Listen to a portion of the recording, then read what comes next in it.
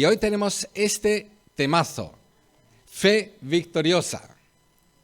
Fe victoriosa. ¿Cómo podemos tenerla? ¿Por qué es posible fracasar en la fe? ¿Y por qué es posible que otros parece que siempre tienen victoria en la fe? Te dicen lo que van a hacer por fe, wow, y les sale. Hay otras personas que dicen no sé qué hacer, no tengo ni idea, me siento inseguro, me siento con imposibilidad, lo veo todo negro, lo veo todo imposible y me cuesta muchísimo creer y a ver si Dios hace un milagro para poder creer que Dios está conmigo, ¿no? Bueno, el primero va de viento en popa porque no hay nada que le pueda impedir, porque su fe es una fe victoriosa. El segundo, mira las cosas visibles que son totalmente cambiables, son inciertas, son pasajeras y pueden dar una señal totalmente equivocada al que lo mira y siempre estarán derrotados hasta cierto punto. Es imposible que tengan victoria como la persona que tiene fe. Vamos a entonces ver cómo podemos mejorar esto en nuestras vidas porque todos nos vemos afectados por estos síndromes de fe, ¿verdad? Vamos a ver que aquí tenemos el lema, creer para ver. Ese es el orden correcto. Creer para ver. Creer a Dios para ver lo que Dios va a hacer. Creer a Dios para ver lo que Dios ha dicho que va a hacer y que está haciendo. Primero creer a Dios y luego ver a Dios obrando. ¿De acuerdo? Pero estamos en un mundo, y sobre todo aquí los que habéis venido a esta tierra, que es una tierra que Dios ama muchísimo, por eso os ha traído aquí, como testigos de Él, como personas con fe de victoria, que hace una diferencia. Entonces aquí escuchamos muchísimo a la gente decir, no, yo solamente creo lo que veo. ¿A que sí? No quiero ofender a nadie, pero todos tenemos a veces el síndrome del loro. ¿Sabes qué es el síndrome del loro? El loro no piensa, aprende lo que escucha y lo repite. Y no tiene ni idea lo que está diciendo. Y todos tenemos este síndrome, porque si fuese verdad, nadie podría, como aquí abajo dice, subir a un avión. Porque nadie ve si el avión tiene un motor. Y si tiene motor, no ve si tiene un defecto. Y si no tiene defecto, no ve si hay un piloto. O si es automático. O simplemente uno se ha introducido que es un terrorista que se ha colado para dirigir el avión, vete a saber dónde. Y nadie sabe si el depósito está lleno o está picado. Y se sube el avión y dicen, ¿a que sí? Al revés. Yo creo, por esto subo el avión y voy a ver que sí que voy a llegar al destino. Voy a llegar a Madrid, ¿verdad? O voy a llegar a donde yo quiero ir, ¿no? Pero primero tengo que creer, porque si no creo primero, aquí no hay quien me suba por la escalera. ¿Estamos de acuerdo, no? A menos que sea punta de pistola, ¿no? Pero nadie le puede subir tampoco punta de pistola porque no es posible. Pero entendéis que cuán poco coherente que somos. Decimos, pero con toda seguridad y como el lema de nuestra vida, yo creo solo, o sea que no de vez en cuando, sino solo en lo que veo, para rebatir la fe en Dios, para creer a Dios, para ver lo que Dios es capaz de hacer. Entonces podemos decir, mira, no eres congruente y tenemos 1000 ejemplos que podemos utilizar. El avión lo he utilizado porque creo que la mayoría hemos llegado aquí por avión, ¿no es cierto? Pocos están aquí sin haber llegado en avión. Y a la derecha tenemos una nueva serie sobre Moisés. Y Moisés para mí es la ilustración de por sí de lo que es creer para ver. Porque el pueblo salió de Egipto, maravilloso, impresionante. Y siempre porque Dios habló y por eso se hizo. Primero creyeron a Dios, Moisés y Aarón, y por eso vieron cómo Dios implementó su medida para sacar de Egipto a su pueblo. Pero cuando llegaron, atravesando una parte de su salida, de su huida, llegaron al mar, pues allí no había nada, no había ningún puente que se podía ver, no había ningún ferry que se podía ver. Además lo ilustra bastante bonito ahí en la película, ¿no? Que uno dice que es que necesitaremos miles de ferries para pasar por aquí, aquí no hay nadie que pueda pasar, dice uno, ¿no? Que no tiene fe en Dios, ¿no? Sino ve la realidad, y tiene razón, si es lo que ves. Miles de personas ante el mar cerrado con farón detrás y tienen que ir al otro lado del mar.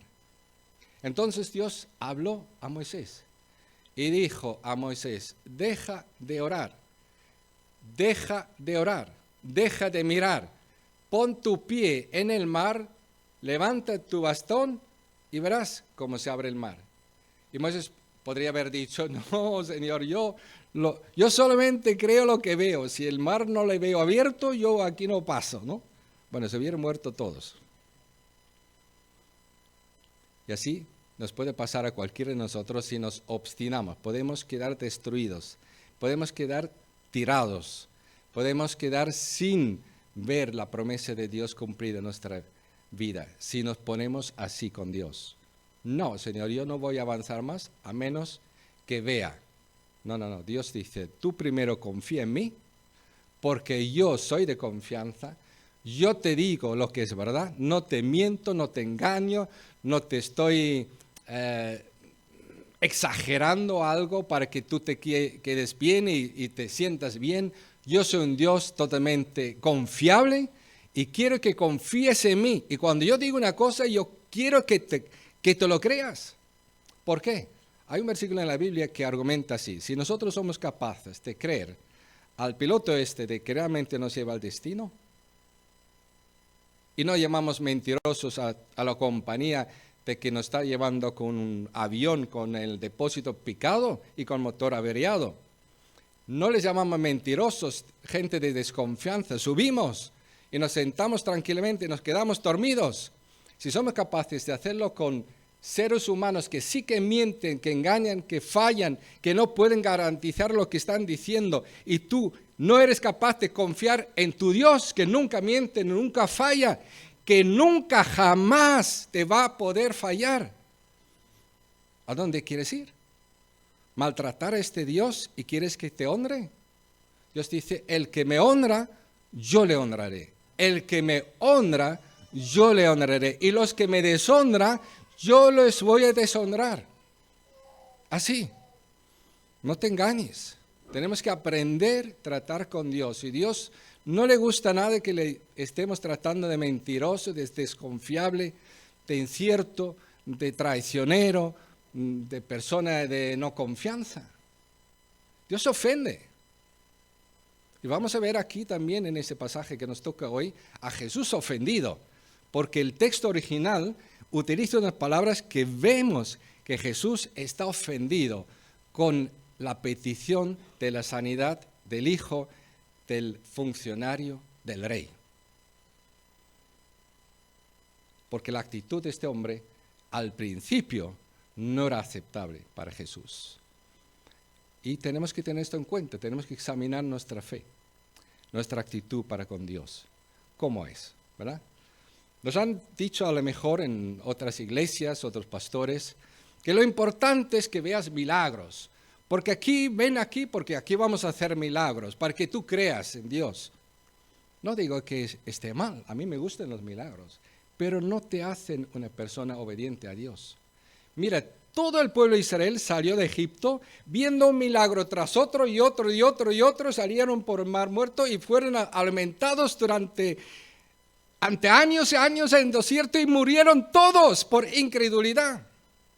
Murieron todos por incredulidad. Todos murieron por incredulidad. Ninguno sobrevivió al desierto por creyente. ¿Te das cuenta? Excepto Caleb y Josué, 2 personas.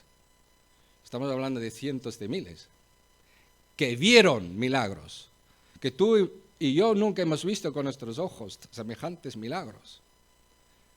Y se murieron incrédulos y desobedientes y rebeldes. Así que el cristianismo no se basa en ver milagros, en predicar milagros, anunciar milagros, promover milagros y depender de milagros, sino depende de Dios y de su palabra. Dios no cambia y su palabra no cambia. Y Dios cumple y su palabra se cumple. Y al que cree no será avergonzado jamás. ¿Te das cuenta? Así funciona la vida cristiana. Aquí tenemos a la derecha el cuadro de mi padre, que lo pintó el momento que Tomás dice: yo no creo hasta que meta mis dedos en las llagas de mi maestro. No creo que haya resucitado. Y Jesús le dijo: ven, pon aquí tus manos y ve que sí, que soy yo. Pero luego le riñó. Hay algunos pastores que son muy contentos. Sientes y Jesús siempre es el buenazo y todo está bien. Y tú puedes cometer 1000 errores y no pasa nada, ¿no? Y dicen: Tomás no fue reñido, ¿no? Sí, fue reñido. Y Jesús le dijo, y que es para todos nosotros, más bienaventurado, más feliz, son las personas que no ven, pero creen a mi palabra. Me creen a mí. Yo dije que iba a resucitar al tercer día. Lo dije. Y tú has escuchado que resucité. Vienen más bienaventurados que tú, que has visto que sí que pudiste poner tus manos en las llagas mías, que sí que he resucitado. Has visto el milagro, lo has palpado. Más bienaventurado los que no ven, los que no palpan y que creen. Porque no dependen de las circunstancias, ¿te das cuenta? No dependen del milagro, dependen del Dios que siempre está presente y nunca cambia. Los milagros vienen y van, desaparecen. Hasta Lázaro volvió a morir, ¿te das cuenta? Hasta Lázaro volvió a morir. Un día Marta y María decían: creíamos que Lázaro estaba vivo, ¿no? Había resucitado, lo habíamos visto. Y van a la tumba. Qué contradicción. Porque los milagros cambian. No son seguros, no son fiables, no son permanentes, son pasajeros, son para ayudarnos un poco, para que creamos de forma victoriosa. ¿Estamos de acuerdo? ¿Hasta aquí? ¿Sí? Y aquí tenemos la imagen nuestra, la fabulosa, que es que la vid y el ramo cree, está allí, está anclado, está firme y sabe que va a haber fruto. Sabe que permaneciendo en Cristo lleva fruto. Lo cree, lo experimenta, lo va a ver. El que dice: yo no sé si permanecer en Cristo me va a dar fruto en la vida, me va a tener vida en abundancia, nunca lo va a ver. Porque no cree. Pero hay que creer para ver. Después de estos 2 días, Jesús salió de allí, de Samaria, donde estuvo con mucha gente, ¿verdad? Él fue ahí por una mujer, samaritana, ¿verdad? Pero sabía también, detrás de la samaritana, por su fe van a quedar muchas personas impactadas. Por su testimonio y por su fe, ¿verdad? Y así fue. Ahí dejó un montón de gente creyendo en Jesucristo como el Mesías. Después de estos 2 días en Samaria, tendremos que decir entre paréntesis para entendernos, Jesús salió de allí rumbo a Galilea. Pues como él mismo había dicho, a ningún profeta se le honra en su propia tierra. Cuando llegó a la Galilea, fue bien recibido por los galileos, pues estos habían visto personalmente todo lo que había hecho en Jerusalén durante la fiesta de la Pascua, ya que ellos habían estado también allí. Y volvió otra vez Jesús a Caná de Galilea, donde había convertido el agua en vino. Había allí un funcionario real cuyo hijo estaba enfermo en Capernaum. Cuando este hombre se enteró de que Jesús había llegado de Judea a Galilea, fue a su encuentro y le suplicó que bajara a sanar a su hijo, pues estaba a punto de morir. nunca vais a creer a menos que veáis señales y prodigios, le dijo Jesús.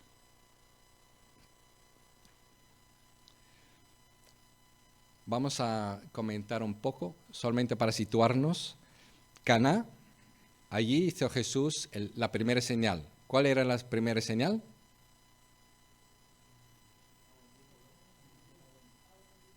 Convirtió el agua que era para el viejo pacto un rito de purificación, guardado para eso y no puede ser utilizado para otra cosa. Jesús, ¡wow!, lo convirtió en vino para beber. Fíjate qué sacrilegio, más terrible. Entonces, Jesús dijo, aquí ha cambiado algo radicalmente, ha venido el Mesías, está cumpliendo las promesas de los profetas, ha venido el nuevo pacto, y el nuevo pacto es una fiesta de relación con Dios. Es una vida de abundancia, de alegría. El fruto del Espíritu Santo es amor, gozo, paz, ¿verdad? Maravilloso.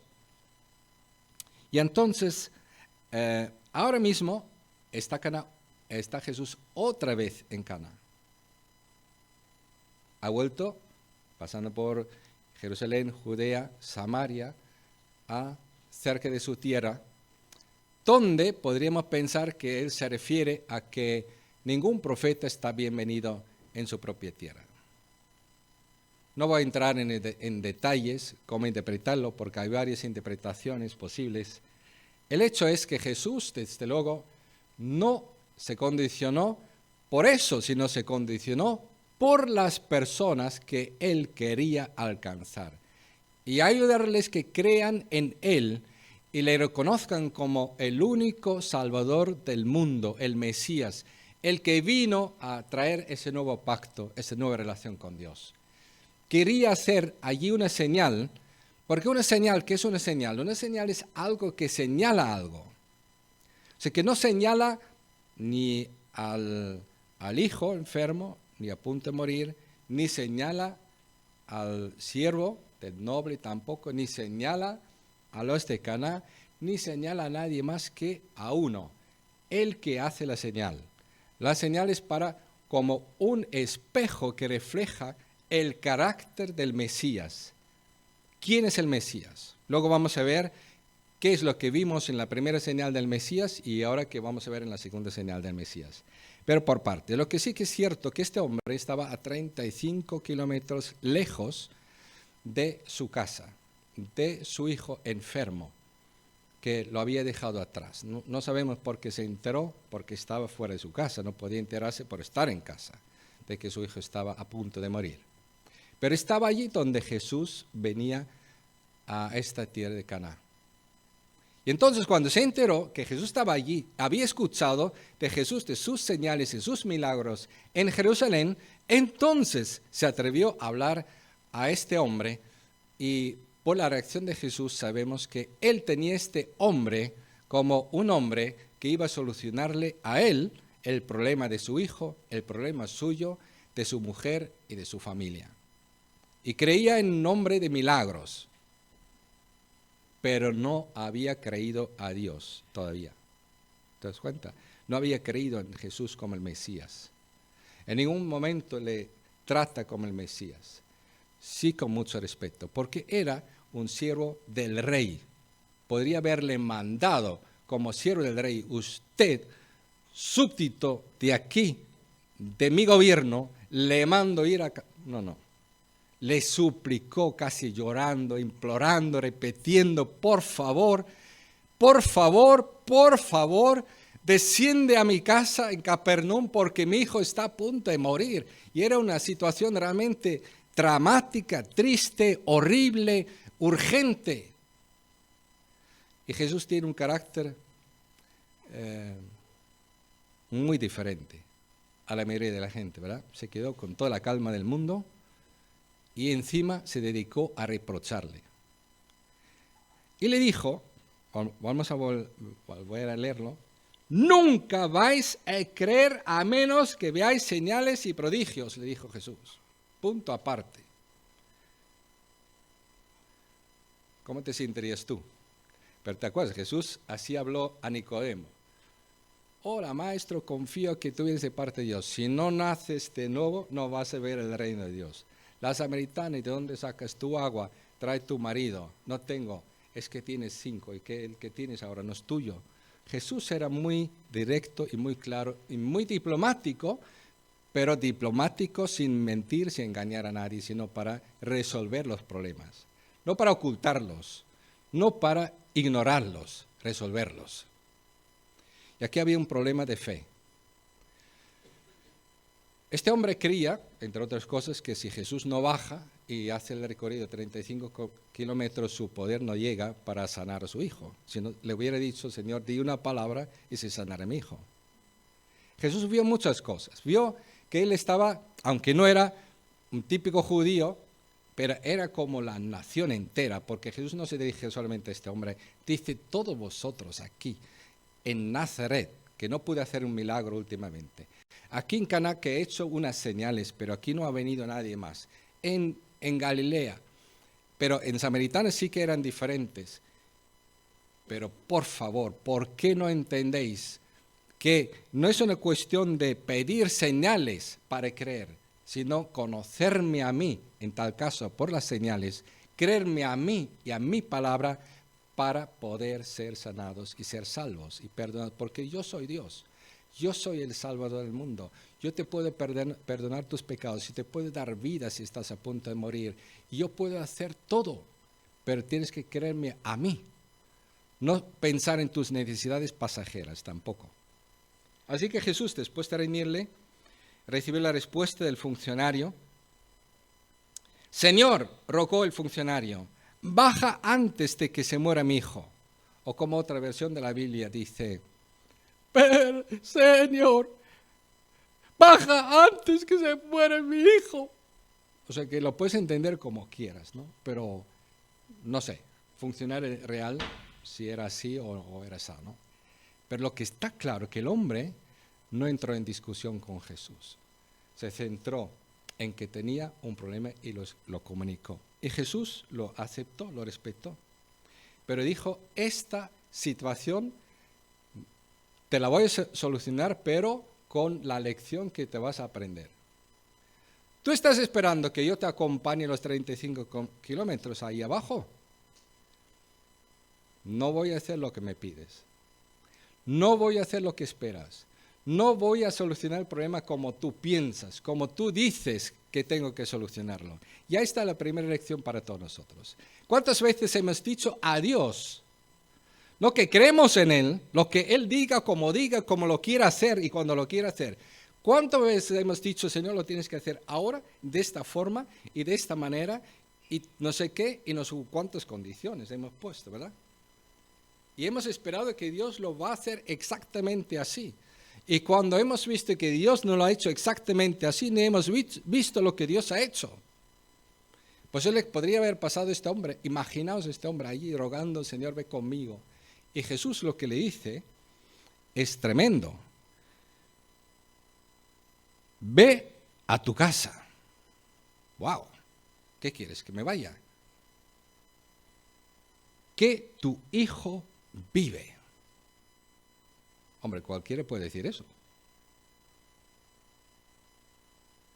Yo quiero ver que vengas conmigo y que le sanes, que le ponga la mano, que se levante con mis ojos viéndolo, que está sano.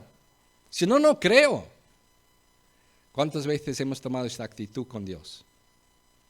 No hemos peleado, hemos retrasado la obra de Dios, no hemos escuchado a Dios. Y Dios nos ha dicho cosas que hemos pasado por alto, que era lo que Él decía que iba a hacer o que había hecho, determinado de hacer. Aquí en este caso, Jesús dijo, tu hijo vive. El hombre no era como nosotros. El hombre dijo, se acabó. Yo sé lo que es ser mandado y mandar. Aquí el maestro me manda a no esperar que me acompañe, sino que crea a él lo que él dice. Así que creyó las palabras de Jesús. Y se fue. Porque se fue, hombre, para disfrutar de la sanidad de su hijo, con su familia. Y efectivamente dice el texto, mirad lo que dice. El hombre creyó lo que Jesús le dijo y se fue. Cuando se dirigía a su casa, sus siervos salieron a su encuentro y le dieron la noticia de que su hijo estaba vivo. Cuando les preguntó a qué hora había comenzado su hijo a sentirse mejor, le contestaron: ayer a la 1 de la tarde se le quitó la fiebre. Entonces el padre se dio cuenta de que precisamente a esa hora Jesús le había dicho: tu hijo vive. Le había dicho: tu hijo vive. Así que creyó él con toda su familia. Esta fue la segunda señal que hizo Jesús tras volver de Judea a Galilea. Dos señales del Hijo de Dios, del Mesías, del Verbo de Dios, podríamos decir, del Creador del mundo, porque todo fue creado por Él. Él es el Verbo de Dios, Él es Dios, estaba con Dios en la eternidad, se hizo carne, habitó entre nosotros, es el Mesías, el Rey de Israel. Todo eso hemos visto hasta aquí, ¿verdad? En la primera señal, la señal dijo claramente, apuntando a Jesús, es el que trae el origen del nuevo pacto. Por su autoridad y por su persona se ha inaugurado un nuevo pacto y el viejo está por desaparecer. Nos ha convertido este agua ritual para purificación sagradísima para los judíos y para el templo, el sumo sacerdote y los sacerdotes y para la gente de casa, judíos todos, en vino, sacrilegio total, religiosamente hablando, pero como Dios lo hizo, era un triunfo sobre el viejo pacto del nuevo pacto. Una nueva relación. Antes, Dios distante, con truenos desde la montaña, dando 10 mandamientos, que la gente temblando diciendo no queremos que Dios nos hable, porque fíjate si vemos lo que está pasando. Y ahora Dios se acercó a nosotros, se hizo uno con nosotros, se mezcló en la fiesta, estuvo ahí con los novios, con los familiares, comiendo, bebiendo, y cuando faltó el vino, Él dijo: tomadme, traedme esta agua de purificación de rituales, porque lo voy a convertir en vino, para que veáis que se acabó esa relación de Dios y ha venido el marido de su pueblo a buscar su pueblo, su novia. Y aquí, hasta aquí hemos tenido este tema, además, del novio, la novia, y Juan, el que prepara la novia para el novio, ¿os acordáis? Y ahora estamos aquí ante la segunda señal, y la segunda señal es muy sencilla, es el Verbo de Dios se hizo uno de nosotros, y cuando Él dijo, tu hijo vive, es que Dios habló, y con su poder de su palabra hizo desaparecer la fiebre del hijo instantáneamente, este mismo momento, a 35 kilómetros de distancia, como si fuese al último rincón del universo. Le da igual la distancia y el tiempo, porque es Dios. Y el hombre entendió la señal y su casa, con su mujer y sus hijos, creyeron a Jesús como el Mesías, el Hijo de Dios, el enviado de Dios, el Rey de Israel, el Salvador del mundo, como los samaritanos también lo creyeron. Porque esto fue otra cosa. Esto no fue un milagro, esto fue una señal que señalaba a Jesucristo como Dios el Creador. Porque las cosas fueron creadas por su palabra, y aquí por su palabra fue recreada una vida que se estaba muriendo y hecha completamente sana, pero de un momento al otro. Aquí no estamos hablando de que el hombre ha tomado mejor medicina, ha ido a otro médico y después de 10 días el Señor hizo el milagro de sanarle.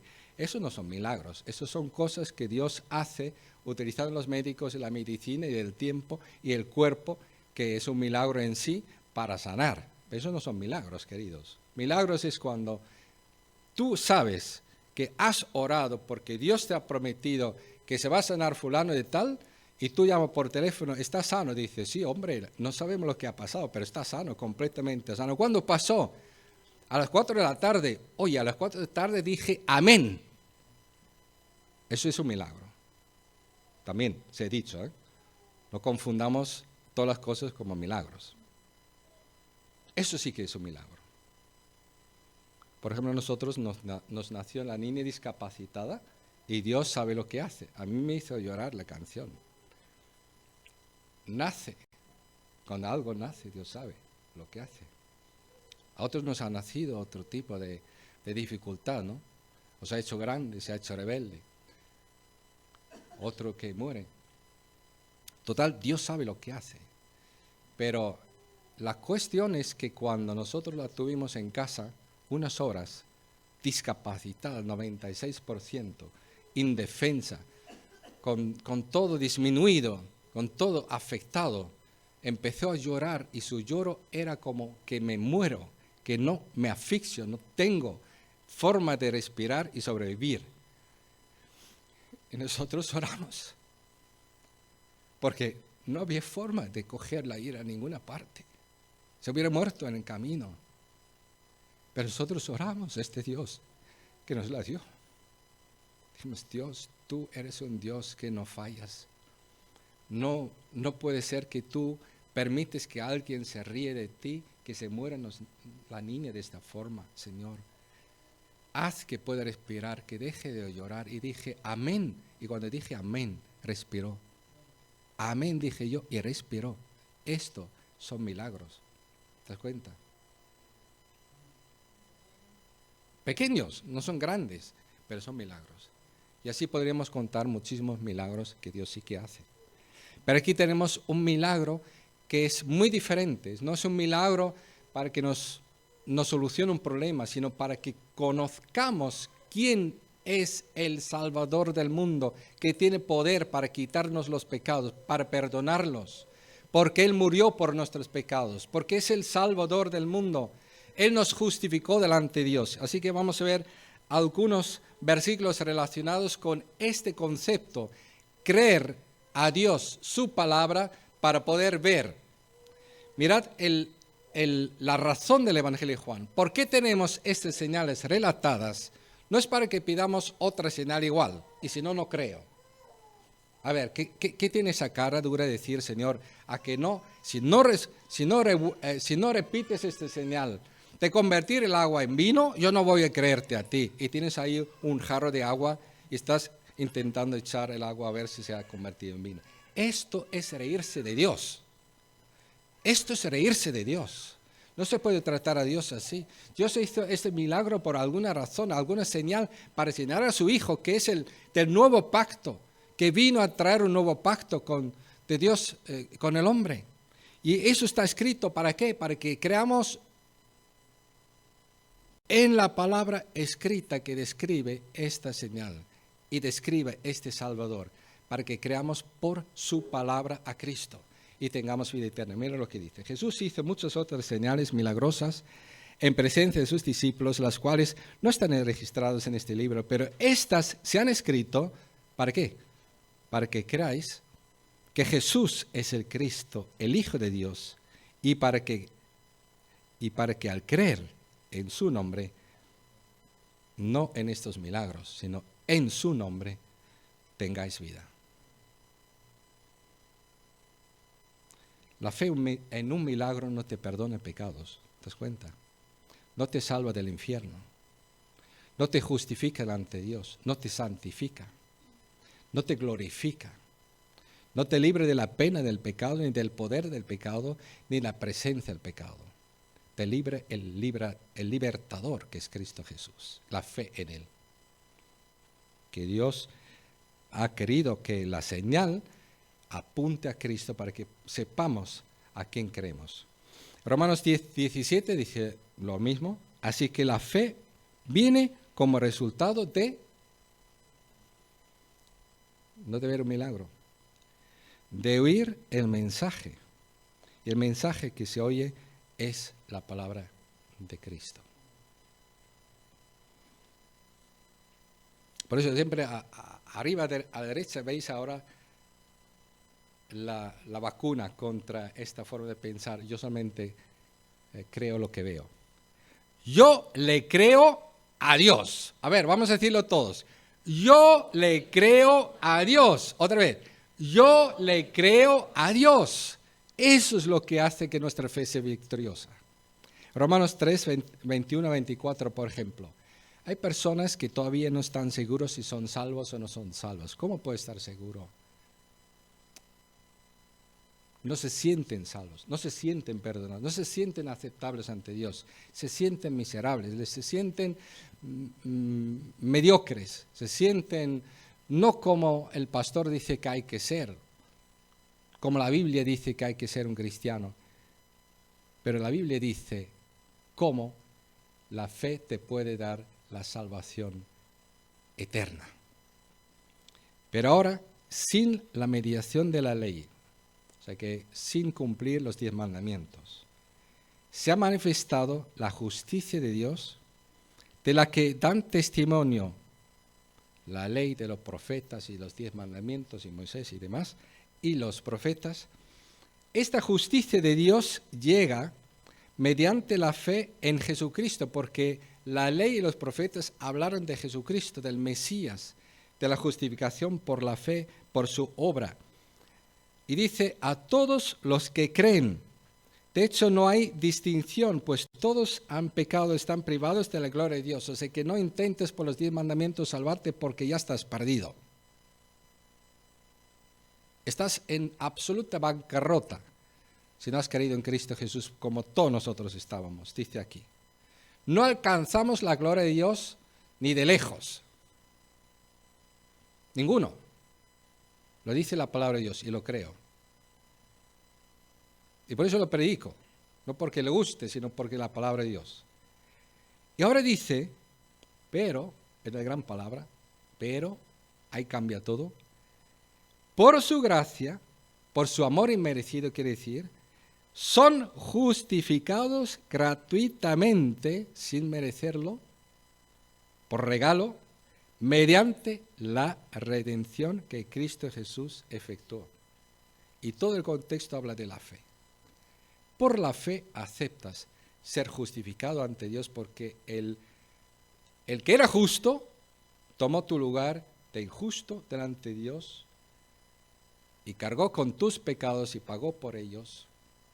Te redimió de ser condenado, ser un enemigo de Dios, y por la fe aceptas el regalo que Dios te regala, la justicia que tiene su Hijo. Te la regala, como si hubieras tú cumplido los 10 mandamientos, como si nunca hubieras pecado. Dios te acepta completamente justificado y perdonado, limpio. Como hasta el profeta Isaías ya lo dijo de antemano, aunque tus pecados sean rojos como la sangre de asesinato, Dios te los convierte como blancos como la nieve, porque hay un Cordero de Dios que quita el pecado del mundo. Y si tú lo crees, Dios te perdona, Dios te justifica por la fe. Ahora, si tú intentas ser evangélico bueno, intentas creer más o menos y sigues intentando por los 10 mandamientos justificarte ante Dios, no sé si vas al infierno, pero a lo mejor sí. Lo más seguro que vayas al cielo. Por eso es un falso evangelio. Me explico. El verdadero evangelio es por fe, gratuitamente, solo por Cristo, por su obra, por cumplir en los 10 mandamientos. Gratuitamente somos justificados ante Dios. Ahora confío en la misericordia de Dios, que muchos que creen eso, Dios nos perdone y nos aclare la mente y digamos, perdóname Señor, que te haya ofendido por tan poca fe. Ahora creo tu palabra. Y vas a sentir una paz, que se te quite la carga, la angustia, la inseguridad, el no saber si Dios te acepta, si no te acepta, si eres hijo, si no eres hijo, si mañana vas al infierno o vas al infierno. Vas a ser aceptado ante Dios una vez por todas. Y lo sabes, pase lo que pase, porque todos luego tenemos tropiezos. Segunda experiencia importantísima de la fe victoriosa es: ¿qué hago yo con el poder del pecado? Hemos visto qué hago yo, mira, con la paga del pecado. Merezco la paga de la condenación eterna. La paga la ha pagado Cristo por mí. Mi fe ha vencido. Ya no tengo que pagar. No hay condenación para mí. Lo creo y es una realidad. ¿Te das cuenta, no? Ahora, ¿cómo puedo yo vencer el poder del pecado en mi vida? Yo hablé el domingo pasado sobre ello con David y con Gustavo. Si lo quieres volver a escuchar, mucho mejor lo que hemos predicado el domingo pasado que lo que puedo predicar ahora sobre ese tema. Muy escuetamente, aquí dice la palabra de Dios. De la misma manera también vosotros consideraos muertos al pecado, pero vivos para Dios en Cristo Jesús. Quiere decir, créelo, cuenta con ello. Para Dios es un hecho. Tú has muerto al pecado. Cuando Cristo murió, tú moriste con Él al pecado. Él no solamente murió para pagar por tus pecados, sino para condenarte como un inútil, imposible agradar a Dios. Solo por unirte a Jesucristo puedes morir al pecado y resucitar una vida nueva, y esta vida tiene victoria y poder sobre el poder del pecado. Y así se vence el poder del pecado, y solamente así. Puedes intentarlo de otra forma. El domingo pasado conté de unas cuantas maneras yo lo intenté. Es de risa, es de pena, es para tirarse de los pelos cuando tú lo escuchas. Pero es así de simple, es creer. Un día, después de muchos años de derrota y de rabia y de peleas con Dios y conmigo, con la Biblia, eso no lo conté el domingo pasado, así que te lo voy a contar. Un día estaba de tanta rabia que tiré la Biblia debajo de la cama. Dije, eso no vale para nada. Hombre, enseguida volví a agacharme, coger la Biblia y decir, el que no vale soy yo. La Biblia no tiene ninguna culpa, ni Dios. Perdóname, Señor. Pero fíjate hasta dónde puede llegar la desesperación de uno. Yo tenía mucho temor de Dios, fíjate, para hacerlo. Estaba totalmente desesperado. Pero ya no estoy desesperado. Yo sé ahora en quién he creído y qué fe me vence. La fe en que he muerto con Cristo ya es un hecho porque estoy unido a Cristo desde que me dio el Espíritu Santo, me salvó, y con Él he muerto al pecado, con Él ha resucitado una nueva vida, y esta vida es la vida de Jesucristo, y Jesucristo tiene poder sobre el pecado. Y si yo tengo su vida y creo que tengo esta vida y vivo por fe, puedo experimentar que tengo poder sobre el pecado. ¿Qué pecados? La ira, la mentira, la tristeza, la amargura, la desesperación que acabo de describir, las peleas, las discusiones, la vanagloria, los pecados sexuales de fornicación, de prostitución, para ganar dinero, para sustentar mis hijos en mi país, pornografía, para divertirme, borracheras, juegos con máquinas, perdiendo dinero y la seguridad de mi familia, etcétera, etcétera. Todo lo que no agrada a Dios, en esta vida con Jesucristo tengo poder para vencerlo. El poder está quebrantado, porque Jesucristo lo quebrantó. Ahora, aunque eso es así, ¿os acordáis del ejemplo del domingo pasado? Aunque la viuda ya no está casada con el maltratador, puede pasar que con el nuevo marido siente igual como si este nuevo marido sea otro maltratador, por el síndrome de cabeza que tiene. Por eso dice la Biblia, la armadura de Dios es la salvación, es el yelmo de salvación, entre otras cosas. Yelmo de salvación, que la mente de Dios la guarde. Salmo 23 dice, y ungirá mi cabeza para no volverme loco, porque la oveja tiene la desgracia que vienen unos bichos que se sienten la cabeza y ponen sus huevos aquí y estas larvas se comen el cerebro, como el pastor no ponga aceite. El Espíritu Santo es el único que nos priva de volvernos locos en este mundo. Es lo que dice la palabra de Dios. No el psiquiatra, ni las pastillas, ni el ejercicio de autoayuda. Te puede ayudar, pero no te va a solucionar el problema. El aceite del Espíritu Santo tiene el poder de evitar que te vuelvas loco. Con tus pecados y con los demás también.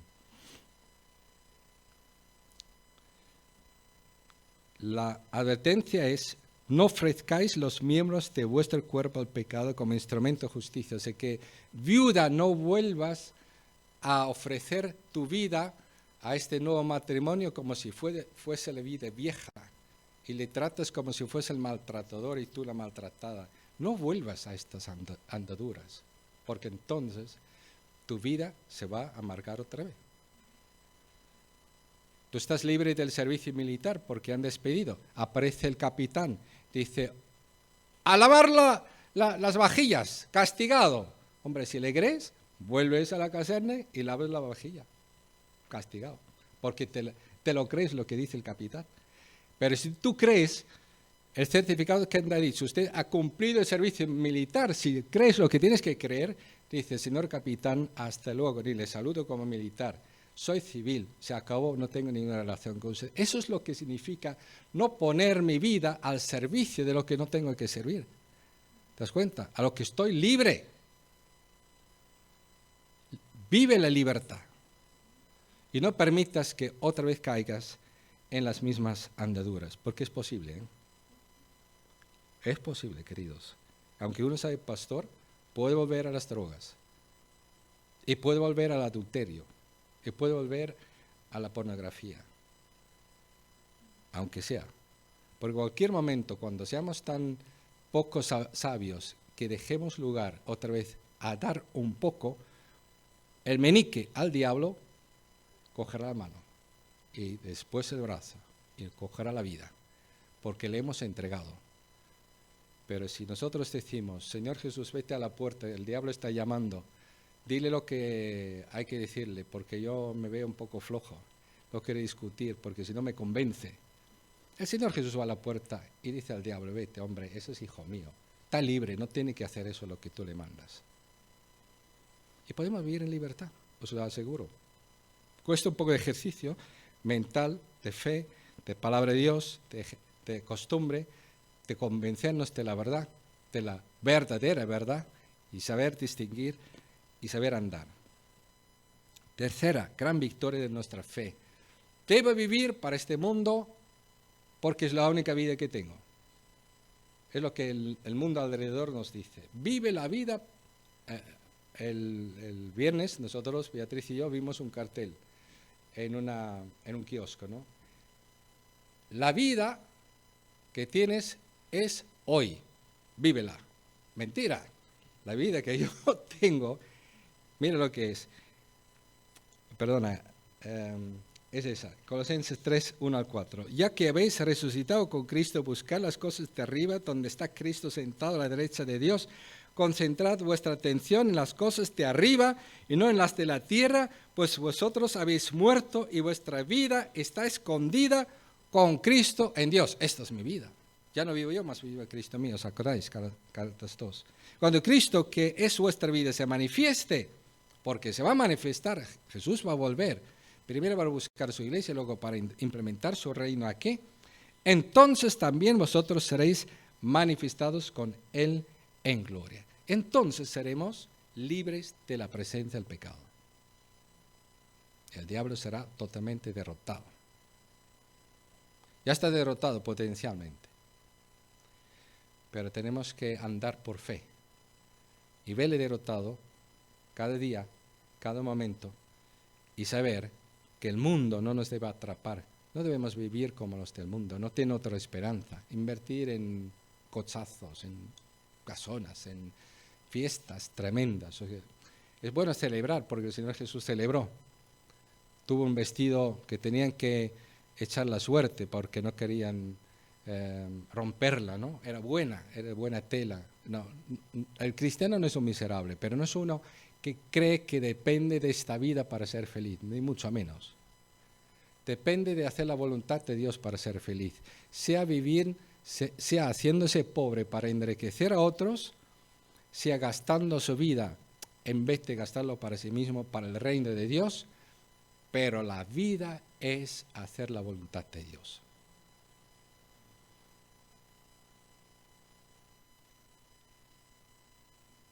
No, perdona, he cometido un error yo. Gracias. si confesamos nuestros pecados, también porque tenemos eso constantemente derrotas, Dios que es fiel y justo, nos lo perdonará y nos limpiará de toda maldad. Si Dios nos dice, cuando Pedro preguntó, ¿cuántas veces tenemos que perdonar a nuestro hermano? Y nos dice, mire, infinitamente veces. ¿Qué incrédulos somos nosotros para dudar que Dios nos va a perdonar si confesamos nuestros pecados? Si confesamos nuestros pecados, Dios es fiel a su palabra, a su persona, y justo, porque ya pagó su Hijo por nosotros, para perdonar nuestros pecados. Y además de limpiarnos de toda maldad, para que no tengamos que seguir diciendo, mire lo que he hecho yo ayer, Señor, perdóname, todavía. No vengas como de pesado, recordándome tus faltas. Dime lo que he hecho en tu vida hoy. Créeme, mire mi palabra. Dime gracias por ser limpiado de tus pecados, por ser totalmente perdonado. ¿Estamos de acuerdo también en eso? ¿Cuán importante es eso? De ser libres en la conciencia, decir, he pecado, sí, lo confieso, lo reconozco, pero ha pasado. ¿Era hace 5 minutos? No, yo ahora no estoy pecando. He hecho la voluntad de Dios, he confesado mi pecado, he arreglado mis cosas y Dios me ha perdonado. ¿Estás enfadado conmigo? Lo siento mucho, pero Dios me ha perdonado. ¿Me quieres hundir? Que Dios te tenga misericordia, porque a mí me ha perdonado. No vas a conseguirlo. ¿Te das cuenta? Tenemos que tomar estas actitudes de fe. Yo le creo a Dios.